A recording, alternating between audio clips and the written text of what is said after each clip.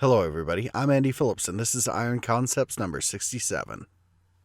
Now, of course, you should wake up every day committed to advancing and being the best at whatever that day's task is. If it's a restful Saturday, then rest the hell out of it. And if it's a crazy, insane Monday full of chaos, then you need to be a pillar of order.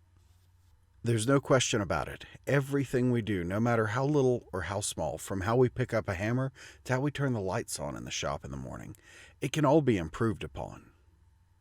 And we all always should strive to do better at the big things and the little things. But in our trade, many of us work alone or without a whole lot of people around, and it's easy to get complacent. We end up only conquering the mountain ahead, only hiking it, not ever trying to run up it, only focusing on the task at hand and learning only what we need to be able to accomplish that. Realistically, in about every aspect of the trade, we all do good, but we always could be better, and that's why having community is so important. So while our community may not be necessarily in your face, it may not be in your shop every day, you can be isolated, but you don't have to look very far to find other people who are doing what you do. And they may not be people who are doing exactly what you do, but they're doing something similar, and hopefully they're doing it in a completely different way. So for me, every morning I open up my computer and I look into Facebook, or every time that I open up the latest Anvils ring or look into the local newsletter, I'm really reminded.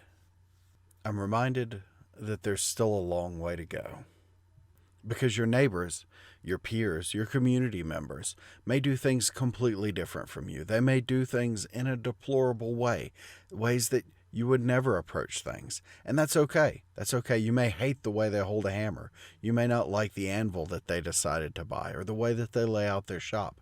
But in the end, all of that's fine, as long as you can still look at a piece of work and find the beauty in it.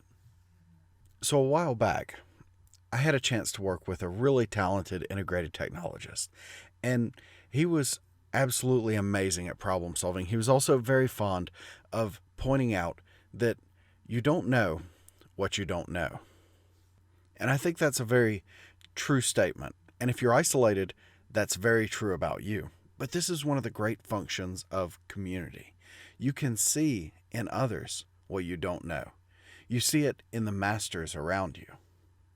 So over the weekend, I was just kind of sitting around thinking about that.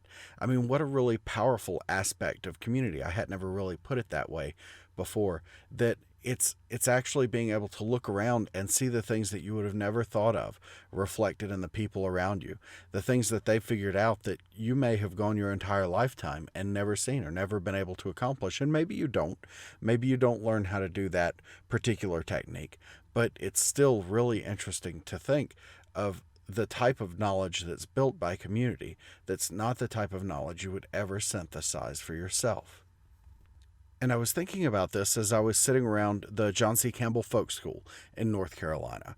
A really beautiful, picturesque shop. I know I bring it up a lot, and I think it's absolutely a wonderful place. But they have an annual meeting there where they host in blacksmiths on the weekend leading up to their art auction for the community. Now, in previous Iron Concepts, I've talked about art auctions, and I've talked a lot about the folk school, so I'm going to kind of avoid those two topics. Instead, I want to talk about how that there were 100 people or more there the night before. It was an amazing, picturesque forge with its doors absolutely open, crawling with talent, and some of the most beautiful things you can imagine being forged in a very short period of time. There were beginners and masters shoulder to shoulder, forging all kinds of cool stuff that would go on to be bid on at the auction the next day. And as you can imagine, there were some there that, like my wife and myself, had figured out what to make on the ride there, right? But then there were others who, using this as like friendly competition and a little bit of one-upping, had been figuring out what to make for months in advance, practicing and rehearsing it, had prepped pieces ahead of time for this, and come together as a group to assemble them. And really, I almost felt guilty jumping into a forge and starting to forge something. I actually just wanted to sort of step back, go upstairs, and look down from the balcony and watch all of this amazing stuff being made. I did get to forge some. I forged for a few hours, but I really enjoyed getting to look around.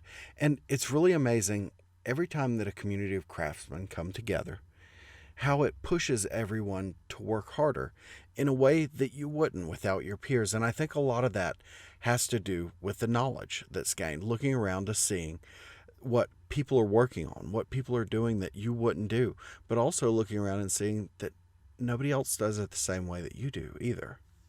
And for me, I think that's the best part about being part of a community. Well, that and the free beer and food too. So that's it for me. I hope you've enjoyed all the pictures from the meeting. As a closer, I've included a slow motion video of what I can only describe as a masterful drop the tongs weld. You can see in the crisp and efficient movements that Ron Howard makes as he flawlessly places these two pieces together and reaches for his hammer, that only a lifetime of experience can grant this kind of skill. It's inspiring. I appreciate you watching. If you have any thoughts, leave me a comment or shoot me an email. Until next week, thanks and bye.